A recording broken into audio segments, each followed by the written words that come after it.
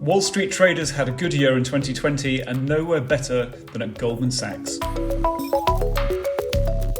The firm run by David Solomon reported fourth quarter earnings on Tuesday and they were up 13% for the year, where rivals like JP Morgan, Citigroup and Wells Fargo that all reported the previous week saw profits slump. Why? Well, it's because Goldman is driven mostly by stock and bond trading revenue, and one of the financial side effects of COVID-19 was big swings in the market that benefited companies that trade securities.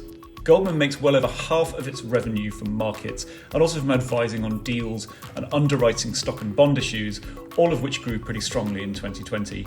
And if it hadn't been for a gigantic fine that Goldman paid over its role in a global bribery scandal in Malaysia, it would have had the best return on equity since 2009.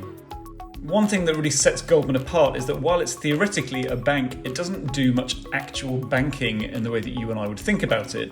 Interest on making loans only makes around $1 of every 10 that Goldman brings in, whereas at big lenders like JP Morgan and Bank of America, that's closer to $5 for every 10. Right now, that's a bit of a burden because customers don't want to borrow and interest rates are going down. So some of all this, meanwhile, is just lucky timing. David Solomon actively wants to see Goldman over time get deeper into retail banking. And in the past, Goldman has even set out to reduce its reliance on trading revenue because it's so choppy. But for now, Goldman looks pretty much fine just the way it is.